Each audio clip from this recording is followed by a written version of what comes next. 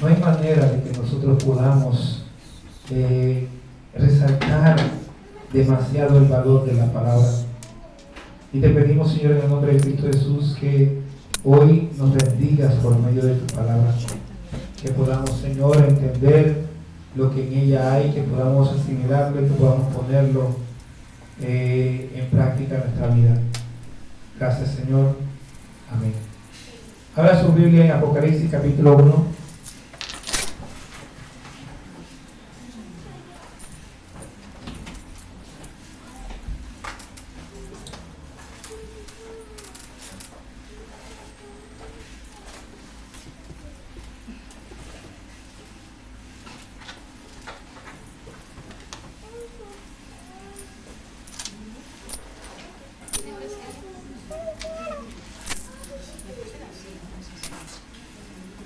Apocalipsis capítulo 1, versículos 7 y 8, vamos a ponernos en pie para, como decíamos, en reverencia a la palabra. Apocalipsis capítulo 1, versículos 7 y versículo 8, dice así la palabra del Señor. He aquí que viene con las nubes, y todo ojo le verá, y los que les traspasaron, y todos los linajes de la tierra harán lamentación por él. Sí, amén. Yo soy el Alfa y el Omega, principio y fin, dice el Señor, el que es, y que era, y que ha de venir, el Todopoderoso. Pueden sentarse, hermano. Hace 2 semanas hablamos de Jesús al que tienes que oír. La semana pasada hablamos de Jesús al que te tienes que acercar. Y esta semana vamos a hablar de Jesús al que tienes que esperar.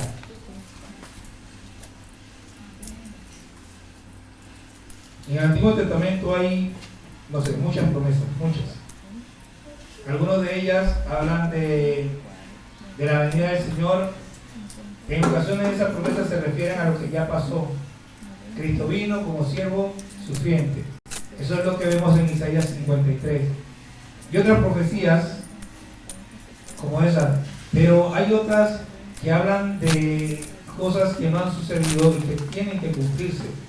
Como en Daniel 12, del 1 al 3, donde habla de que los tiempos se acelerarán y la ciencia se aumentará. Eso realmente lo estamos viendo en este momento, pero hay más ahí que todavía no se ha cumplido.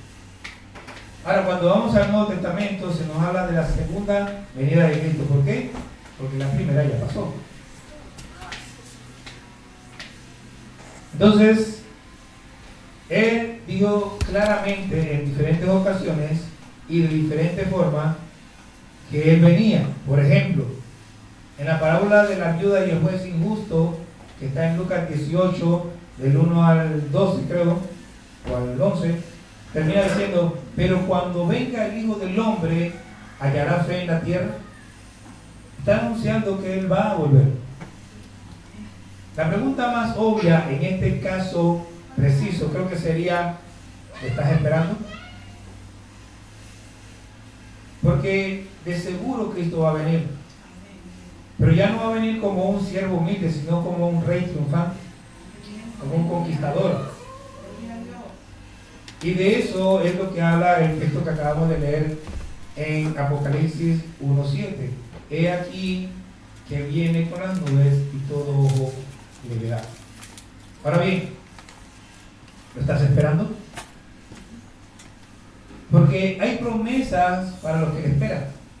Por ejemplo, 2 Timoteo 4:8 dice: por lo demás me está guardada, el apóstol Pablo está hablando con Timoteo y se está despidiendo, me está guardada la corona de justicia, la cual me dará el Señor juez justo en aquel día. Y no solo a mí, sino también a todos los que aman su venida. ¿Cuántos aman la venida de Cristo?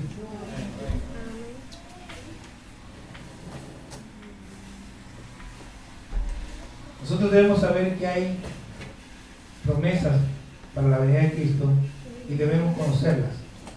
Hoy vamos a ver algunas de estas promesas acerca de la venida de Cristo. Y vamos a ver promesas que hablan específicamente de eso. Y para hacer eso uno tiene que estar yendo y viniendo, Así que vamos a arrancar en Hechos capítulo 1. Cristo resucitó, había estado 40 días con sus discípulos y llegó el momento de ascender, de irse, de dejar este mundo para estar con el Padre.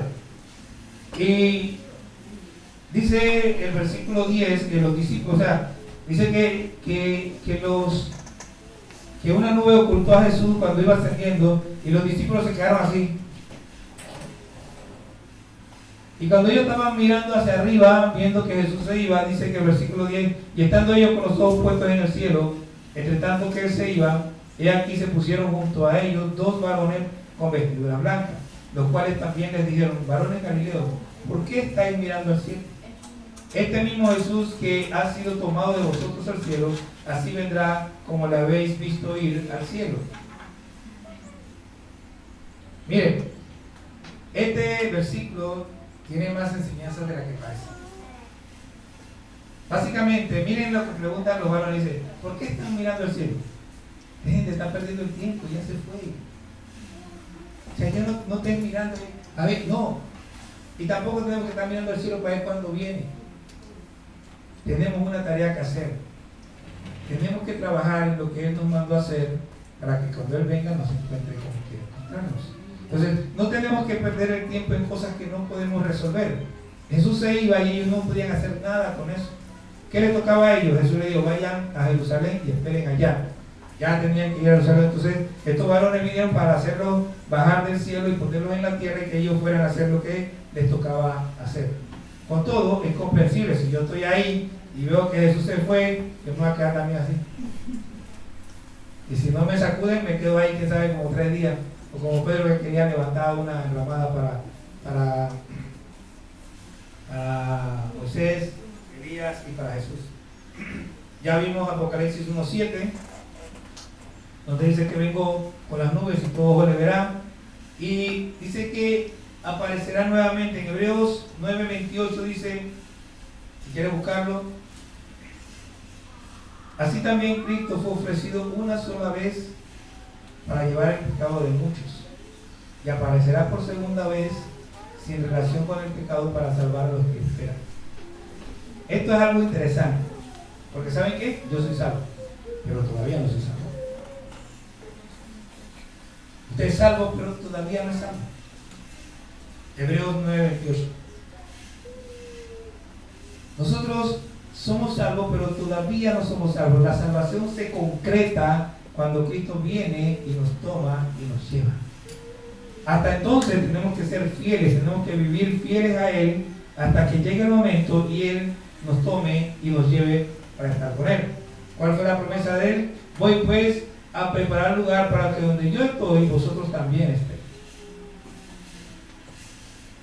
Entonces, vendrá otra vez en relación con el pecado, porque Él murió por el pecado de todos nosotros, y cuando fue muerto estaba cargando el pecado de todos nosotros, pero ese pecado fue enterrado y Cristo no tiene nada que ver con ese pecado. Decía alguien una vez, y me parecía interesante, que Jesús, cargado de pecado, desciende al Seol, y cuando está ahí, que el Seol quiere atraparlo, por decirlo algo, se lo quiere retenerlo, no puede. ¿Por qué no puede? Porque Él va cargando pecados, pero los pecados no son de Él, son de usted y mío. Así que como no eran suyos los pecados, no lo podía retener. ¿Y qué hizo Jesús? Deja quedarme acá. Le quitó la llave a la muerte y al Seol, al Hades, y se la llevó. Aquí entra el que yo digo y sale el que yo digo. Y si yo no quiero, se queda adentro. Por eso es que dice que el Hades, las puertas del Hades no prevalecerán contra la iglesia, porque la iglesia no se va a quedar muerta, va a vivir. Vamos a resucitar por Cristo Jesús. Él es el que tiene la llave. Hay pasajes que nos dicen que tenemos que esperar. Y esto, miren, esto tómelo. Hebreos 10:25 nos dice, créanme que esto o sea, uno conoce el pasaje, pero hay detalles que uno no lo ve hasta que lo ve. Entonces, yo estaba leyendo y preparándome para este mensaje y leo Hebreos 10:25 una vez más y yo me quedé impresionado porque hay algo que yo no había notado. Parte de eso le compartí hace un rato que estábamos hablando, pero lo compartí porque precisamente en el estudio me di cuenta, dice, no dejando de congregarnos como algunos tienen por costumbre, sino exhortándonos y tanto más cuando veis que aquel día se acerca. Yo no sé si usted lo notó, pero ¿qué dice? O sea, si tú ves que Cristo, la venida de Cristo está cerca, congrégate. O sea, es importante, es tan importante. Dice, mire que dice, tanto más cuando veis que aquel día se acerca. El congregarse para el cristiano no es una opción, es una necesidad. Dice, si ese día se acerca, mira, dice, tienes que congregarte, congrégate. Ahora, no es como nos han enseñado a nosotros. Nuestra cultura está muy espiritualizada. De tal manera que si tú le preguntas a cualquier cristiano, ¿para qué viene al culto? Vengo a alabar a Dios, vengo a adorar a Dios, vengo a escuchar palabras, todas esas cosas están bien. Pero ¿qué dice la Biblia? ¿Ah? Para que nos exhortemos al amor y a las buenas obras. Yo vengo a la iglesia, sí, pero vengo por ustedes. Vengo para compartir con ustedes. Vengo para que usted me anime a mí y yo animarlo a usted. La razón principal de venir a la iglesia no es Dios, son ustedes. Somos nosotros. Ay, pero ¿qué está hablando? Es que a Dios usted lo lleva por todos lados. Si usted es cristiano, si usted es un verdadero cristiano, donde quiera que usted va, usted es alabanza a Dios, usted es adoración a Dios. Cuando usted está en su casa, usted está leyendo la Biblia, o está cantando alabanzas, o está orando, usted está ministrando a Dios. Pero no puede ministrar a su hermano en todas partes. Lo ministra cuando viene a la iglesia, cuando se encuentra con él en la calle. Yo vengo a la iglesia a encontrarme con mis hermanos para ministrarles a ellos y que ellos me ministren a mí. Ahora, si usted no está entendiendo, abra su Biblia en Hebreos capítulo 10, perdón. Porque veo que hay un par del otro ahí que no, como que no les cuadra el asunto. Yo siempre he dicho que el mejor momento de venir a la iglesia es cuando se acaba el culto. Cuando todo el mundo empieza a saludarse, Dios le bendiga y no sé qué, y hablamos con los hermanos y tenemos una buena conversación. Pero miren lo que dice la palabra. Porque usted dirá, algunos me dirán hasta hereje y me dirán por este asunto, pero ¿qué dice? ¿Qué dice? Versículo 23. Mantengamos firme, sin fluctuar, la profesión de nuestra esperanza, porque fiel es el que prometió. Y considerémonos unos a otros para estimularnos al amor y a las buenas obras. ¿Cómo? No dejando de congregarnos, como algunos tienen por costumbre, sino exhortándonos, y tanto más cuando veis que aquel día se acerca. ¿Lo vio o no lo vio?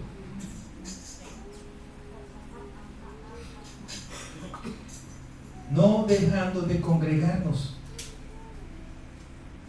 Es hasta un llamado urgente, pero es tan urgente que dice, hey, oiga vivo, la venida de Cristo está cerca y Él no te quiere encontrar fuera de la iglesia, a menos que te encuentres predicando el evangelio. Pero si viene un domingo en el que te quedas en tu casa, digo, no es que te vas a quedar por eso, yo creo que no te vas a quedar, yo creo. Aunque pensando esto no estoy tan seguro, pero yo creo que si te quedas en tu casa un domingo y no vienes a la iglesia, yo creo que no te vas a quedar. Pero si te quedaste porque no quisiste venir, bueno, hay que considerar ese asunto. No voy a hablar más de eso. Pero bueno, el asunto es que nosotros debemos esperar en congregación, haciendo la obra del Señor, llevando el evangelio, predicando la palabra, pero nosotros debemos congregarnos con los hermanos. Es parte de lo que debemos hacer. Dice, ¿cuánto más cuando veis que aquel día se acerca? Debemos esperar con paciencia. Romanos 8, 22 al 25, así que son 4 versículos, vale la pena que lo busquen. Romanos 8, 24 al 25.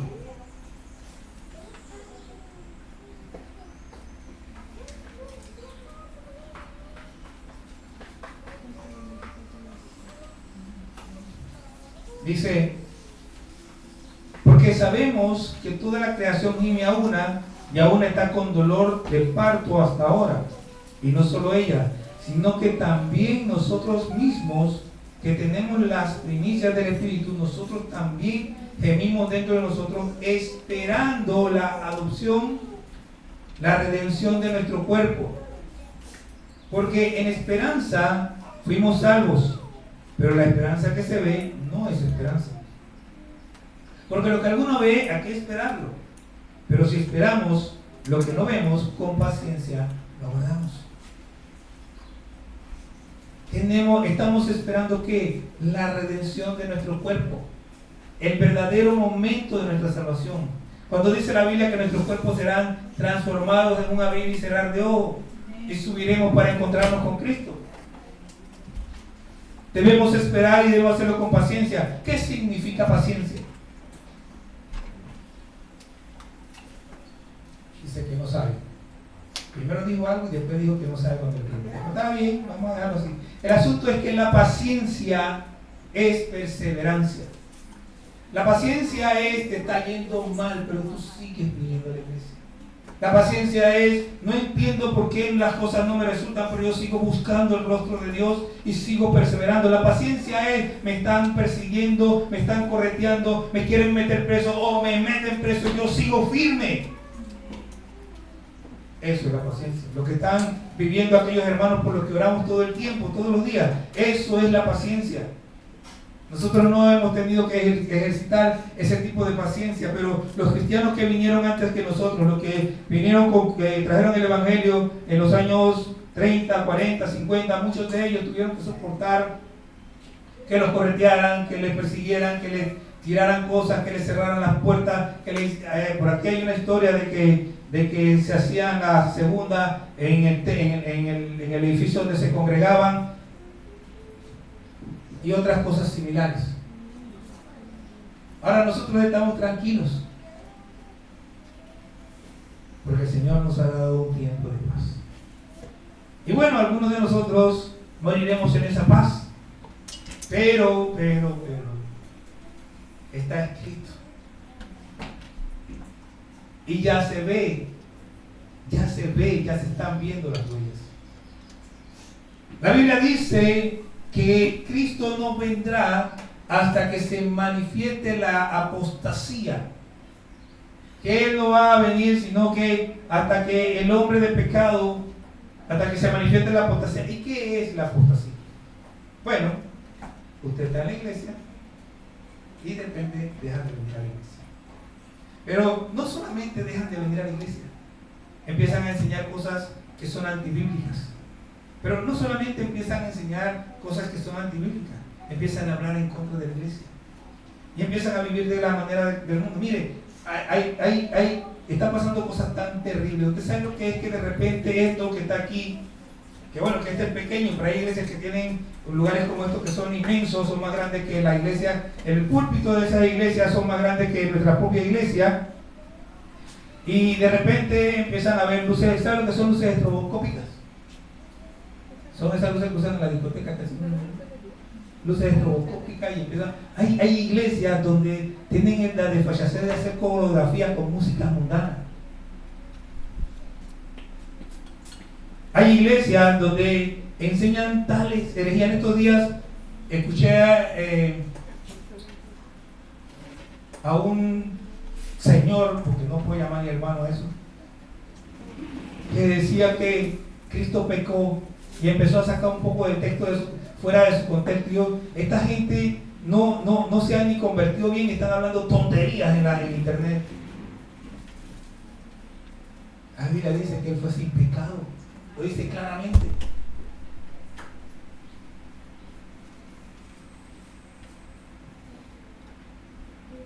Hay pastores, en estos días también salió un pastor que es uno de los promotores de la teología de la prosperidad, diciendo que se arrepiente. Pero hace 5 años atrás se arrepintió y volvió a lo mismo. Y ahora dice que se volvió a arrepentir. Dice que se está esforzando, dice él. Dios quiera y lo ayude, que sea verdad. Pero usted sabe cuánta gente se está yendo por esa enseñanza y ¿Y cuál es el problema?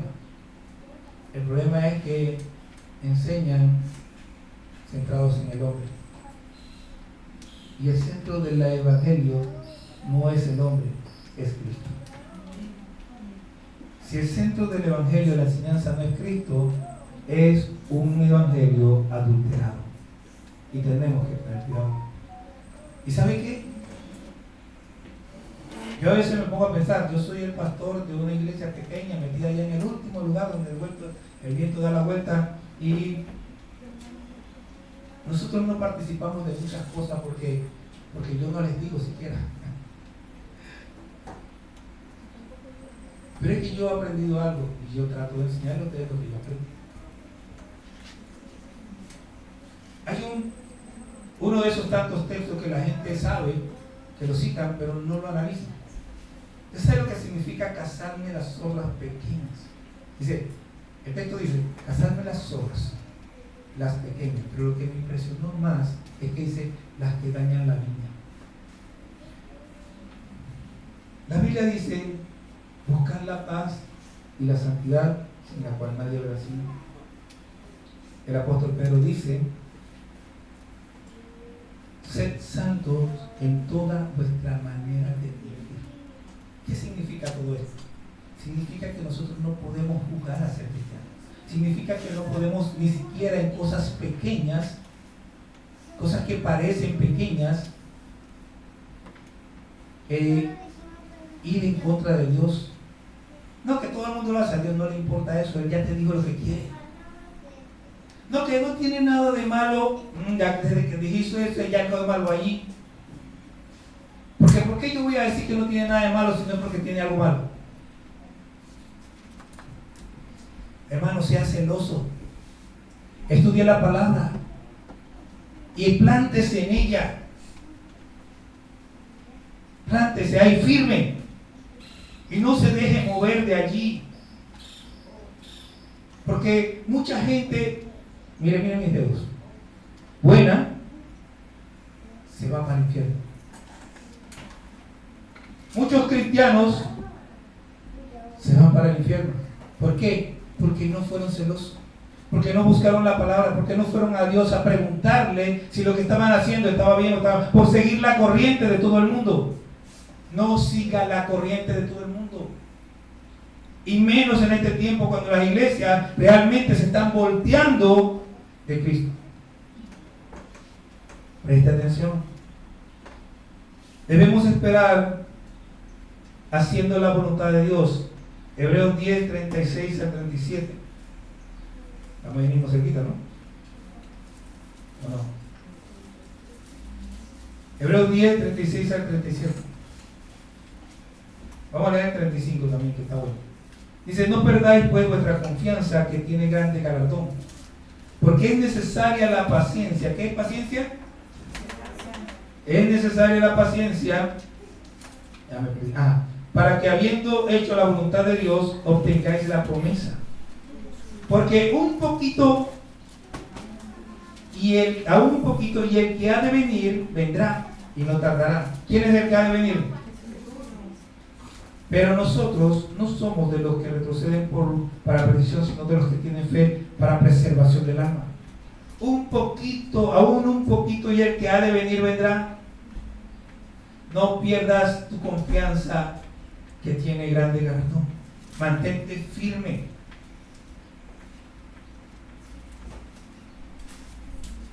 Es necesaria la paciencia para que, así, habiendo hecho la voluntad de Dios, obtengáis la promesa. ¿Qué necesito para obtener la promesa? Hacer la voluntad de Dios. Hacer la voluntad de Dios. Déjeme repetírselo una y otra vez y otra vez y otra vez y otra vez. Hebreos 11.1 no define completamente lo que es fe. Para usted entender lo que es fe, tiene que unir Hebreos 11.1 con varios pasajes, y entre esos está Hebreos 10.36.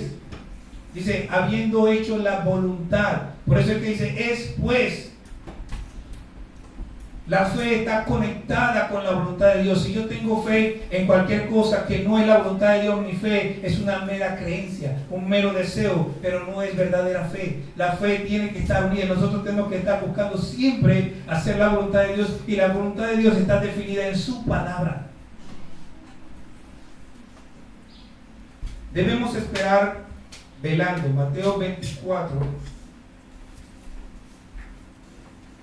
42.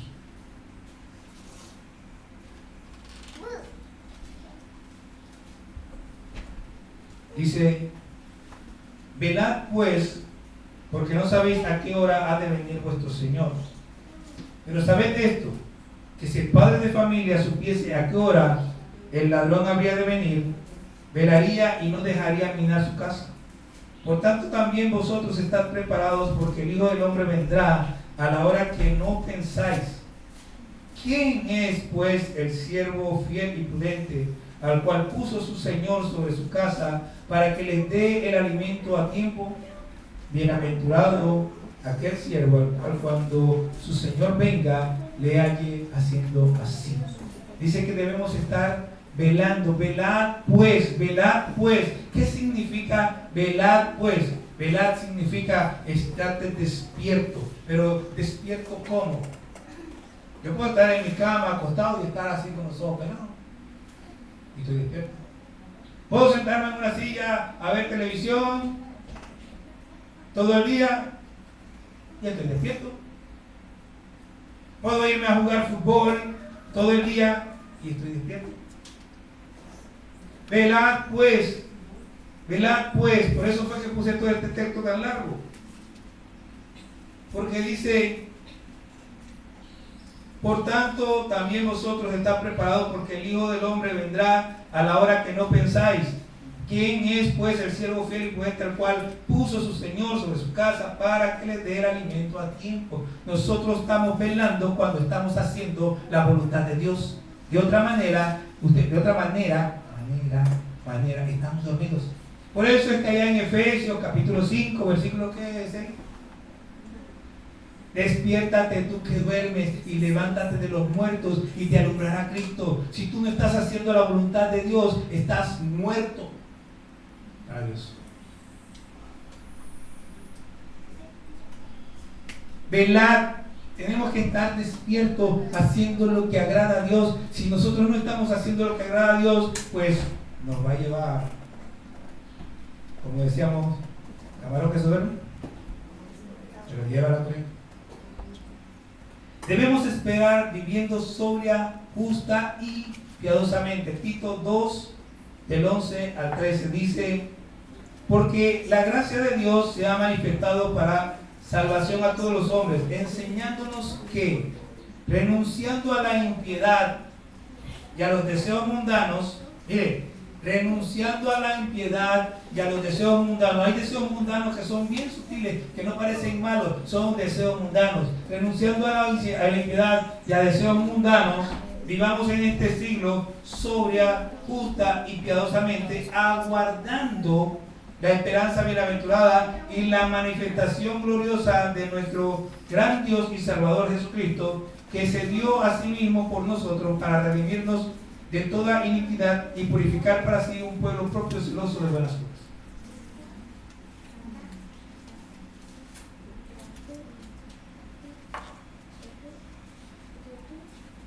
Renunciando a la impiedad y a los deseos mundanos. Renunciando a la impiedad y a los deseos mundanos. Debemos vivir, dice, vivamos en este siglo sobria, justa y piadosamente. Sobria, justa y piadosamente. ¿Y cómo se come eso? Bueno, lo primero es que usted no puede vivir una vida cristiana sobria, y de nuevo a lo mismo siempre, si usted no conoce la palabra. Porque ¿qué es sobrio? Sobrio es estar en los 5 sentidos. Sobrio es poder tener todo lo que yo necesito para tomar las decisiones correctas. Sobrio es que yo tengo los ojos abiertos y estoy clarito de lo que estoy haciendo, de lo que estoy diciendo. ¿Qué es justa?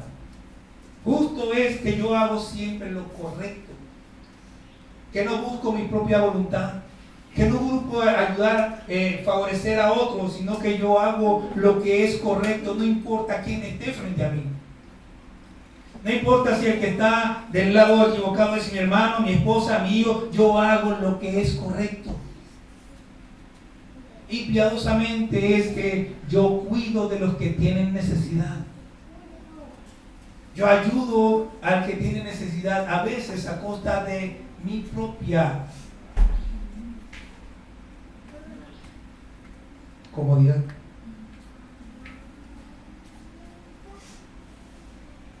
Me desacomodo para ayudar al que tiene necesidad. No al que es rico. Al rico lo ayudo, sí, pero no de la misma manera. Porque no es que porque sean ricos no hay que ayudarlos. Mire, a ver, la película es El Cuarto de Guerra. Que el jefe no gustaba de él y cuando no quería ni siquiera darle, quería meterlo preso. Porque el hombre cometió un error y lo quería meter preso. Y bien preso iba a estar peor. El asunto es que el hombre lo quería meter preso. Al final no queda preso y un día este hombre va en el carro y el jefe que lo quería meter preso tenía un problema con su llanta, que el hombre no sabía cambiar la llanta, así que él llega, se baja, agarra la cruceta, el jefe estaba asustado pensando que le iba a hacer un daño, pero él agarra y le cambia la llanta. Eso es ser piadoso. Porque ese hombre no importa la plata que tenía, no importa que él podía llamar y venía la grúa, yo lo ayudé, yo vi su necesidad y yo lo ayudé.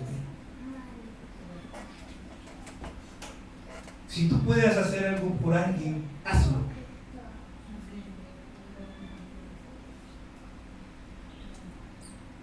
Si tú puedes hacer algo por alguien, hazlo. Hay pasajes que describen cómo es nuestra esperanza. Primera de Pedro 1:13 habla de que nuestra esperanza es viva.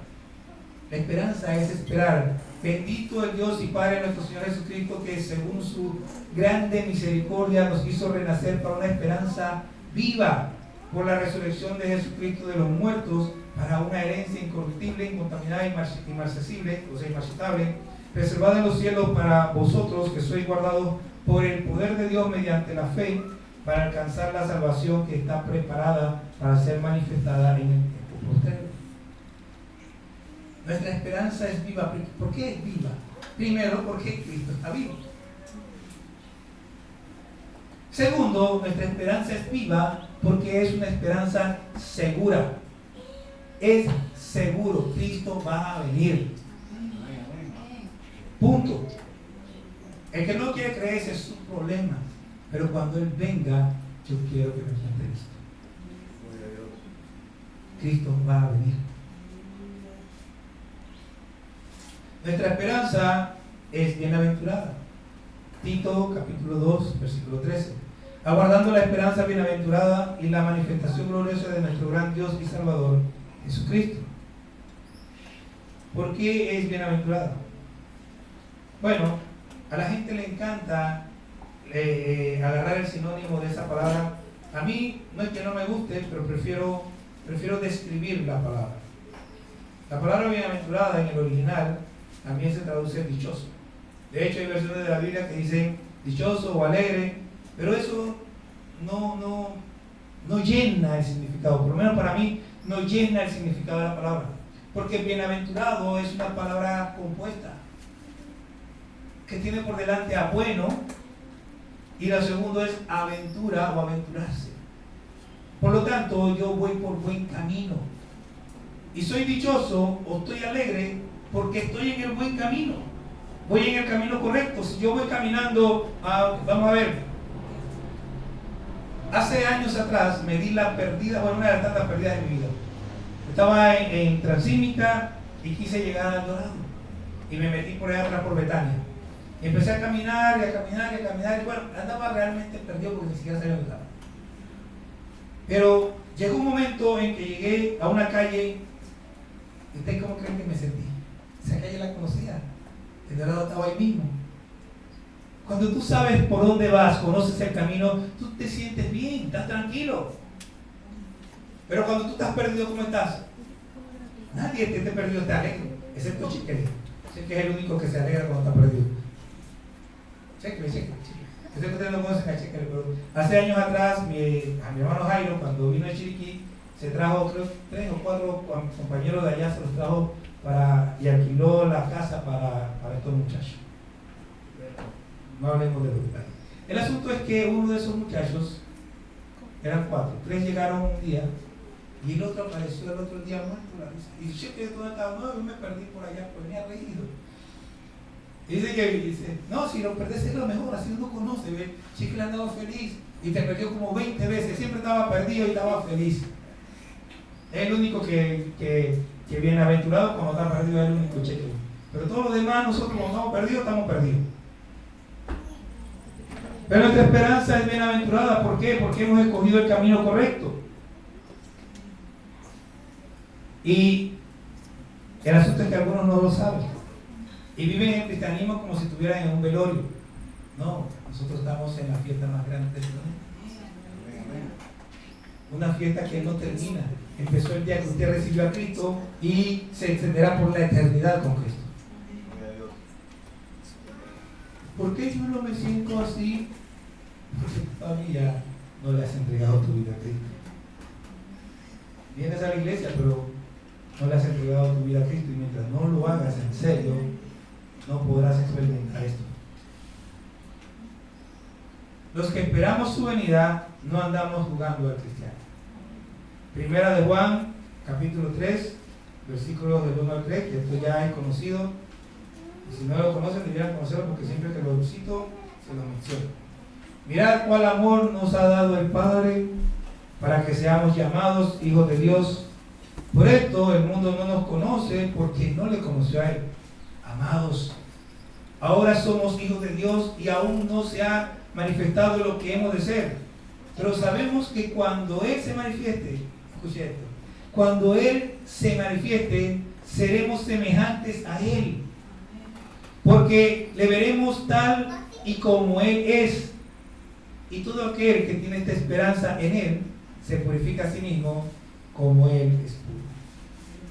El que es cristiano no anda coqueteando de que no, lo que pasa es que yo, no, esto me cuesta, que esto me es difícil, que esto no sé qué. No. Esto tiene que irse porque yo no quiero que Cristo me encuentre con esto.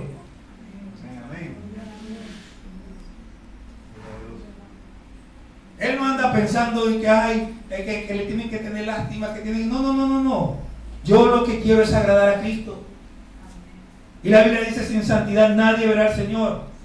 Así que yo procuro vivir de tal manera que cuando Él venga me haya haciendo así, me haya en santidad, me haya viviendo como Él quiere, me haya agradándole, que yo esté de tal manera que cuando Él me vea, me diga, lo que me exprese sea una sonrisa, y yo pueda ver el rostro feliz de mi Señor, atrayéndome hacia sí. No, el que está esperando la venida de Cristo no está coqueteando con el pecado. Él se está purificando a sí mismo. Ahora, Él va a venir de una forma. Y aquí hay un asunto durante todo durante 2000 años se ha estado discutiendo. Así que yo no pretendo resolver el problema que nadie ha resuelto. Yo solamente les voy a hablar de que hay 2 opiniones. El libro de Daniel nos habla a nosotros de las 70 semanas de Daniel. Es más, acompáñenme, ahora sí vamos a buscar Daniel capítulo 9. Porque es necesario que yo les hable de esto antes de hablarles de aquello.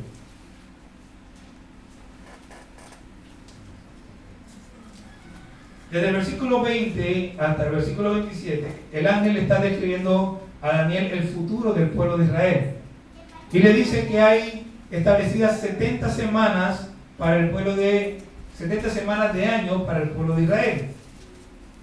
Y le da una descripción de cómo será en el versículo 25. Daniel 9, 25 empieza todo el asunto. Ahora yo quiero que usted preste atención a los detalles, o trate de prestar atención a los detalles. Dice: sabe pues y entiende que desde la salida de la orden para restaurar y edificar Jerusalén, hasta el Mesías príncipe, habrá 7 semanas y 62 semanas, perdón. Se volverá a edificar la plaza y el muro en tiempos angustos. ¿Qué dice? ¿Qué significa eso? ¿Ok? El pueblo de Israel estaba en Babilonia, estaba cautivo. Dios había dicho que Ciro iba a dar la orden de salida. Desde el momento en que Ciro daba la orden de salida para que el pueblo de Israel volviera a su tierra y reconstruyera la ciudad de Jerusalén, iban a pasar 7 semanas de año. O sea, 7 por 7, ¿son qué? 49. 49 años demoró desde que dieron la orden hasta que se reconstruyó la ciudad de Jerusalén y el templo. Después de eso, 62 semanas de año, que son 430 y pico, no me acuerdo cuando el intento del pueblo, iba a venir y dice, mire lo que dice.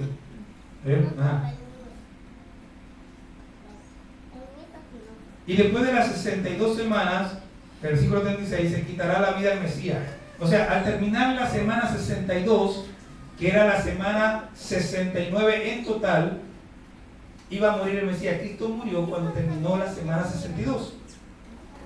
¿Ok? ¿Me entienden?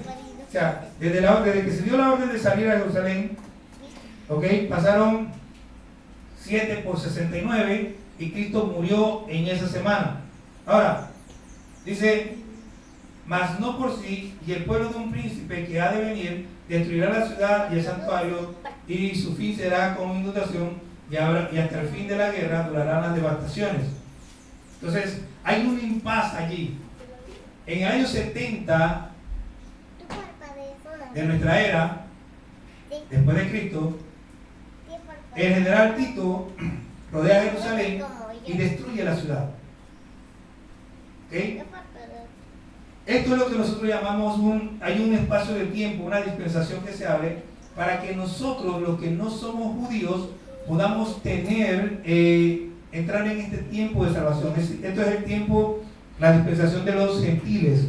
Dice, y después de esto, cuando eso termine, dice, y por otra semana confirmará el pacto con muchos, y a la mitad de la semana hará cesar el sacrificio y la ofrenda. Después, con la muchedumbre de las abominaciones vendrá el desolador, hasta que venga la consumación y lo que está determinado se derrame sobre el desolador. La semana 70, la última semana, es una semana que no se ha cumplido todavía. Pablo en Romanos 11 dice que Cristo no vendrá, o que Dios no va a empezar a tratar con los judíos hasta que el último, la plenitud de los gentiles entre. Por eso es que este es su tiempo. Va a llegar un momento en que se va a cerrar la ventana en que nosotros podemos ser salvos. Esta es su oportunidad. La semana 70 son 7 años en los cuales Dios va a tratar con el pueblo de Israel. Es lo que nosotros llamamos el tiempo de la tribulación y de la gran tribulación. Pero, nosotros no vamos a pasar por eso. Hay quienes dicen que sí y quienes dicen que no, yo digo que no. ¿Por qué? Bueno, aquí es donde entra la cosa. Primera Tesalonicenses capítulo 4, versículos 16 al 17 dicen, porque el Señor mismo con voz de mando, con voz de arcángel y con trompeta de Dios descenderá del cielo y los muertos en Cristo resucitarán primero. Quiero que entiendan esto. Los muertos resucitan.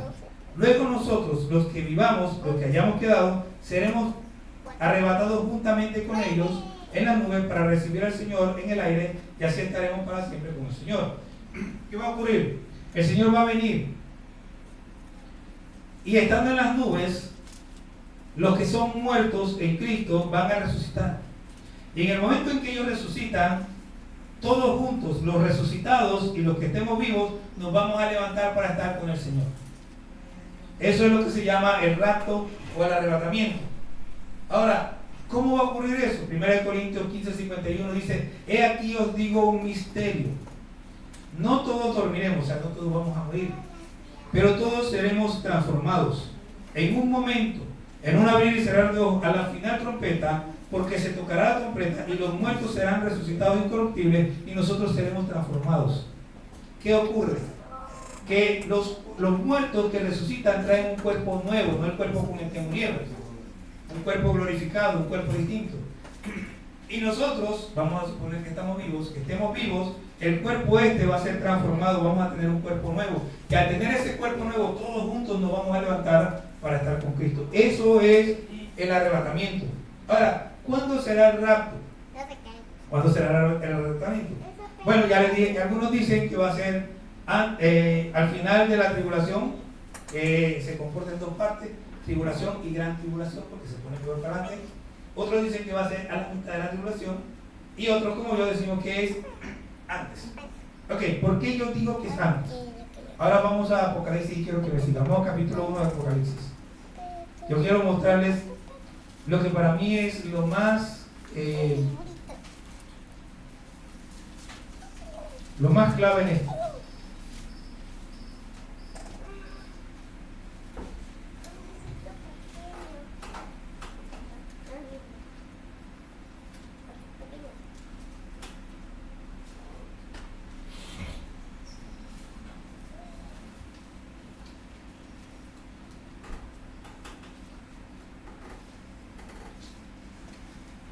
Ok, versículo 19, miren lo que dice el versículo 19 del capítulo 1. Dice, escribe las cosas que has visto. Presta atención, son tres cosas. Escribe las cosas que has visto, y las cosas que son, y las que han de ser después de esto. ¿Qué son las cosas que has visto? Cuando usted lee el capítulo 1, usted se llega a versículo 12, dice, y me volví para ver la voz que hablaba conmigo, y vuelto vi 7 candeleros de oro, y en medio de los 7 candeleros a uno semejante al Hijo de Hombre, y vestido de una ropa que llegaba hasta los pies, y ceñido por el pecho con los cintos, etcétera, etcétera. Lo que has visto es lo que aparece antes del versículo 19. Las cosas que son las cosas que aparecen en el capítulo 2 y capítulo 3. ¿De qué habla el capítulo 2 y capítulo 3? Habla de la iglesia.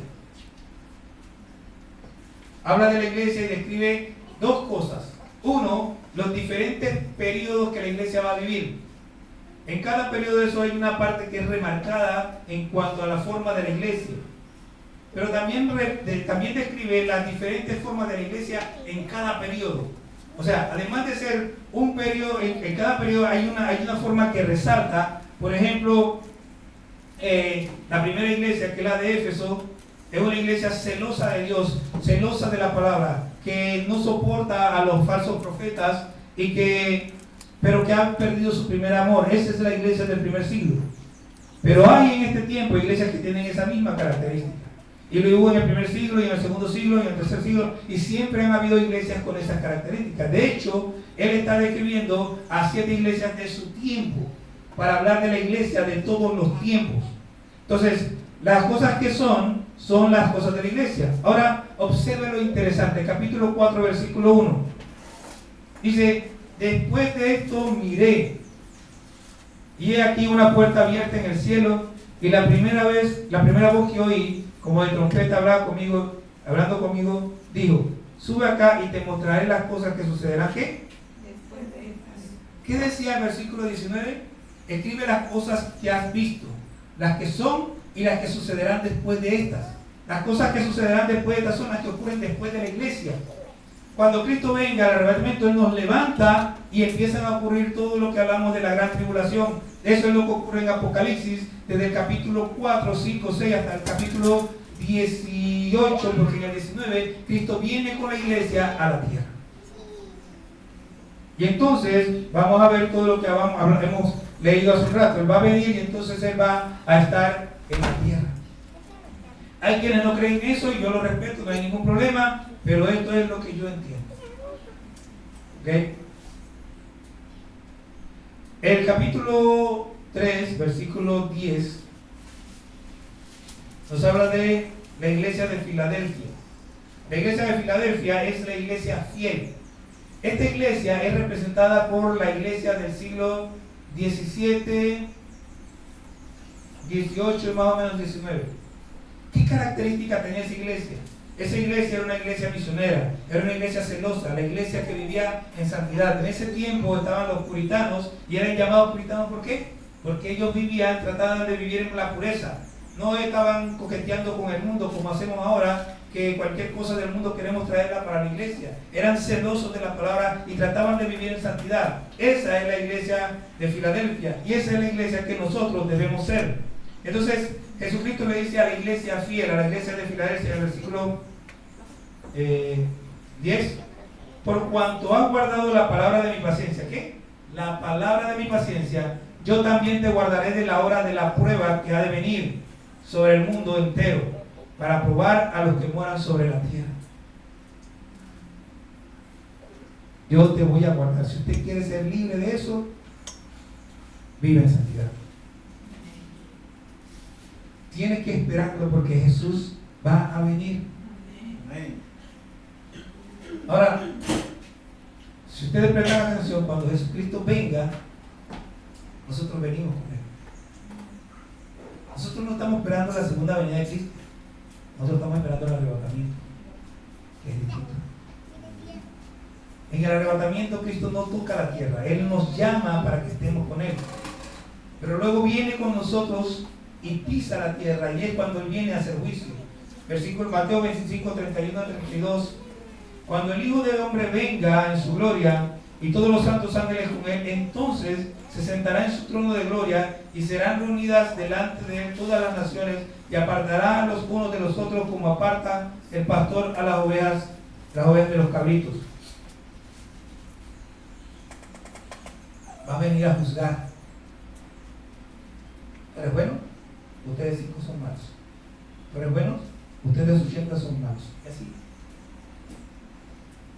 Vendrá como Rey y Señor de señores. Apocalipsis 19, del 11 al 16 dice: entonces vi el cielo abierto, y he aquí un caballo blanco, y aquí donde venimos nosotros, y el que lo montaba se llamaba Fiel y Verdadero, y con justicia juzga y pelea. Sus ojos eran como llama de fuego, y había en su cabeza muchas diademas, y tenía un nombre escrito que ninguno conocía sino él mismo. Estaba vestido de una ropa teñida de sangre, y su nombre es el Verbo de Dios. Y los ejércitos celestiales, vestidos de lino finísimo, blanco y limpio, le seguían en caballos blancos, y de su boca sale una espada aguda para herir con ella a las naciones, y él las herirá con vara de hierro, y él pisa el lagar del vino del furor y de la ira del Dios Todopoderoso, y en su vestidura y en su muslo tiene escrito este nombre: Rey de Reyes y Señor de Señores.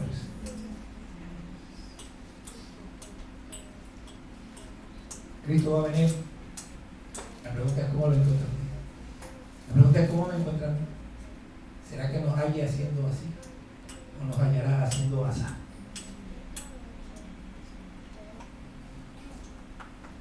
Hay un debate que no va a terminar hasta que el Señor venga. No es una pelea, es un debate entre hermanos. Solo son diferencias de opiniones acerca de cuándo será la venida del Señor.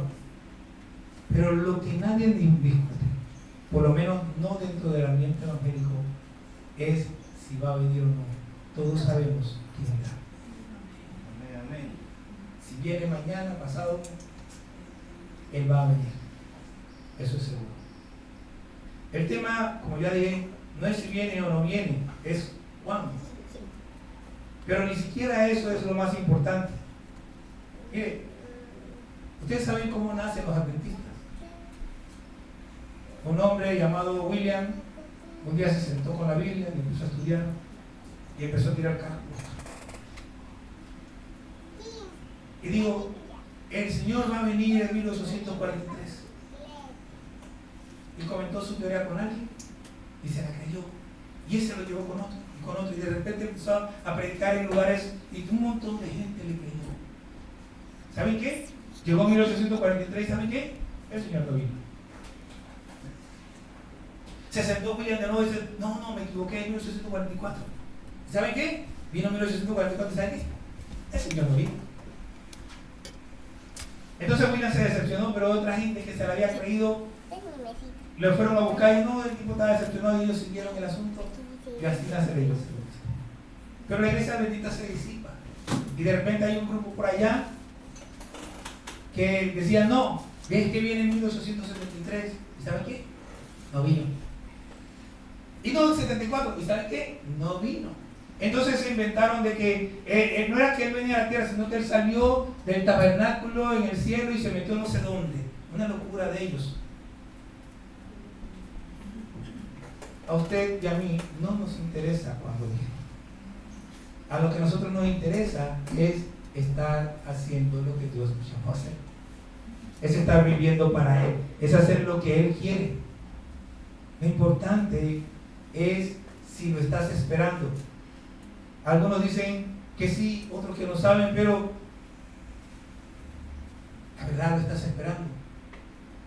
Recuerde lo que dice 1 Juan 3, del 1 al 3. Dice: amados, ahora somos hijos de Dios y aún no se ha manifestado lo que hemos de ser, pero sabemos que cuando Él se manifieste seremos semejantes a Él, porque le veremos tal como Él es. Y todo aquel que tiene esta esperanza en Él se purifica a sí mismo como Él es puro. Claro, me comí el versículo 1, pero así. Mira cuál amor nos ha dado el Padre para que seamos llamados de Dios. ¿Será que nos estamos purificando a nosotros mismos? ¿Será que usted realmente está purificándose a sí mismo? Recordemos que el mismo Jesús dijo: velad pues, porque no sabéis a qué hora ha de venir vuestro Señor. ¿Será que estamos velando? Recuerda que Jesús sigue diciendo: por tanto también vosotros estad preparados, porque el Hijo del Hombre vendrá a la hora que no pensáis. ¿Será que estamos preparados? Una vez más, recuerda que Él dijo: ¿quién es pues el siervo fiel y prudente, al cual puso su Señor sobre su casa, para que le dé el alimento a tiempo? Bienaventurado el siervo al cual, cuando su Señor venga, le haya haciendo así. ¿Será que estamos haciendo así? Voy a terminar este mensaje recordando la parábola de las 10 vírgenes. Porque uno de los problemas de la iglesia en este tiempo es que descuidamos el aceite. Pero la parábola de las 10 vírgenes dice que había 10 vírgenes esperando al novio, porque venía el novio para las bodas. O sea, las bodas allá en el oriente son muy distintas a las de acá. Acá todo el mundo tiene que esperar a la novia, pero allá el que esperan es el novio. Y el novio a veces demora días sin llegar. ¿Sí? Así mismo es. Y estas 10 vírgenes están esperando y cada una tiene sus lámparas, pero dice que habían 5 prudentes y 5 insensatas. Las 5 prudentes llevaron sus lámparas y llevaron una botellita de aceite extra virgen, lo compraron allá en extra, y tenían su botellita de aceite extra virgen del extra, pero las otras no llevaron aceite extra. Y cuando gritaron viene el novio, las que no llevaron aceite extra se le estaba acabando el aceite y le dijeron a las prudentes: danos de vuestro aceite. Y ya le dijeron: miren, ¿saben qué? Hagamos una cosa, mejor para que ustedes y nosotros no nos quedemos sin aceite, vayan y compren allá que venden. Y mientras ellas iban a comprar el aceite, llegó el novio, se abrió la puerta, entraron las que estaban listas y las otras se quedaron fuera. Cuando llegaron: Señor, ábrenos. No las conozco. Vea, el cristiano tiene un sello. Sin ese sello usted no entra. Sin ese sello yo no entro. Nosotros hemos estado hablando, y yo les pido perdón porque me he descuidado con este asunto, pero yo quiero decirle algo. Tenemos que buscar la llenura del Espíritu Santo. No podemos ser negligentes. Usted tiene que pararse en la mañana y decir: Señor, lléname con tu Espíritu Santo. Sale a buscar su bus y mientras espera el bus: Señor, lléname con tu Espíritu Santo. Va en el bus y mientras nosotros quítese el audífono y deje de estar escuchando cosas que no le sacan provecho. Señor, lléname de tu Espíritu Santo. Llega a su trabajo y a su escuela, lo que sea, mientras: Señor, lléname de tu Espíritu Santo. Tenemos que llenarnos ahora y tenemos que tener aceite extra, porque si el Señor viene y no estamos listos, nos quedamos. Ahora la Biblia le dice a usted y me dice a mí cómo llenarnos del Espíritu Santo. sabe que la Biblia lo dice, ¿verdad? Lo leyeron esta semana. Efesios capítulo 5, versículo 18. No os embriaguéis con vino, en lo cual hay disolución, antes bien ser llenos del Espíritu. ¿Cómo? Hablando entre vosotros con salmos, con himnos y cantos espirituales, cantando y alabando al Señor en vuestros corazones, dando siempre gracias por todo al Dios y Padre en el nombre de nuestro Señor Jesucristo. Pero eso es solo una parte, porque usted tiene que irse a Colosenses capítulo 3, versículo 16, y ahí le dice cuál es la primera parte. Lo que leímos allá es la segunda parte. La primera parte es: la palabra de Cristo more en abundancia en vosotros, enseñándoos y exhortándonos unos a otros en toda sabiduría, cantando con gracia en vuestros corazones al Señor con salmos, con himnos y cánticos espirituales. Tiene que llenarse de la palabra. No hay ninguno que en verdad sea lleno del Espíritu Santo si no está lleno de la palabra. Y suponiendo que el Señor te bautice y hables en lengua y no sé qué, pero tú no te llenas de la palabra, el Señor va a dejar de manifestarse. Y quien va a manifestarse contigo es el enemigo. Y vas a empezar a escuchar doctrinas de demonio, porque el Espíritu no te habla. Porque cuando el Espíritu habla, habla conforme a la palabra. Pero si tú no entiendes la palabra, ¿cómo te puede hablar? Es como que yo le hablo a un chino en español y el hombre no entiende ni papas de español, o que él me hable a mí en chino, yo no voy a entender nada. El lenguaje de Dios es su palabra, y si tú no te empapas de ella, nunca vas a entender absolutamente nada acerca de Dios. Hay mucha gente por ahí que teniendo visiones, que teniendo sueños. La Biblia también habla de eso. Son sueños y son visiones engañosas. El mismo Benny Hinn decía en estos días que él escuchaba cosas que Dios no les estaba diciendo, y él las decía. Él mismo reconoce que él estaba escuchando cosas que no eran. Hermanos, no nos descuidemos. Nosotros debemos llevar a la par dos cosas.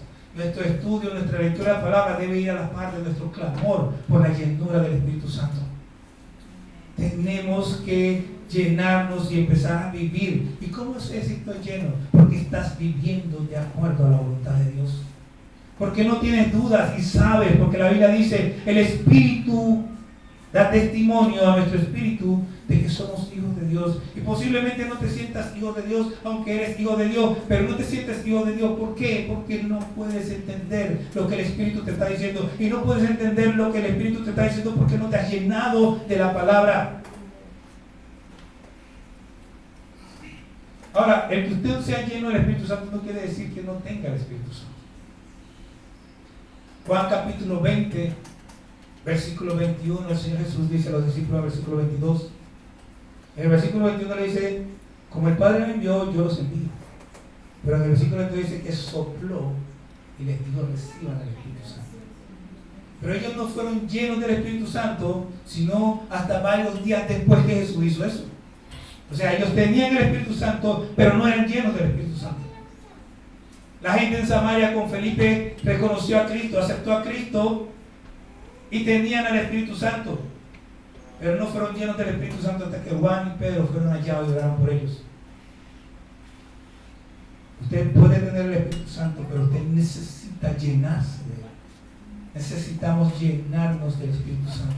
Necesitamos buscarle con todo nuestro corazón, con toda nuestra alma, con toda nuestra fuerza, meternos y buscar y clamar de día y de noche: Señor, llénanos del Espíritu Santo. Quiero que sepa que yo estoy orando para que se llene del Espíritu Santo.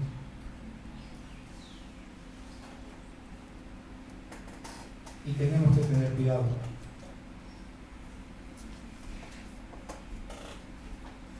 A mí no me gusta andar aislado, pero tampoco me voy a mezclar, ni lo voy a mezclar a ustedes con cualquiera. Hemos trabajado 14 años aquí tratando de que esta iglesia conozca la palabra. Y eso no lo vamos a negociar con nadie. Hermano, despierte. La venida de Cristo está muy cerca. lo sabe, pastor. Hace un rato le dije que una de las señales es la apostasía, y ya esa apostasía se ve tan clara que no se puede mirar. Iglesias en Estados Unidos que tienen pastores homosexuales, trans, queer, esos son tipos de aberraciones. Y no cualquier iglesia, iglesias legendarias. Iglesias que nacieron de una predicación sana. En Panamá está pasando, solo que nosotros no lo vemos.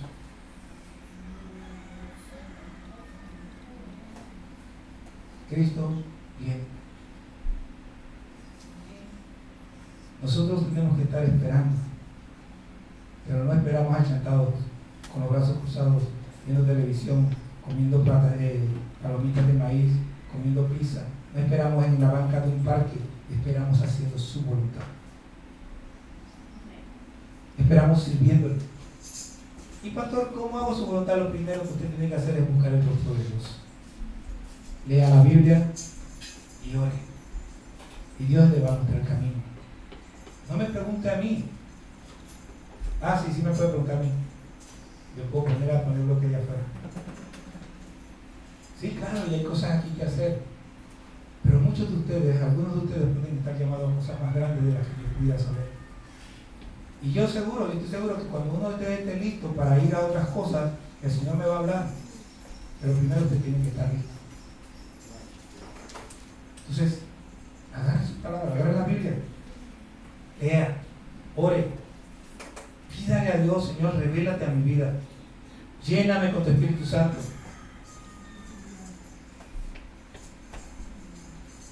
Y deje que Dios trabaje con usted y le dé de su Espíritu Santo y le muestre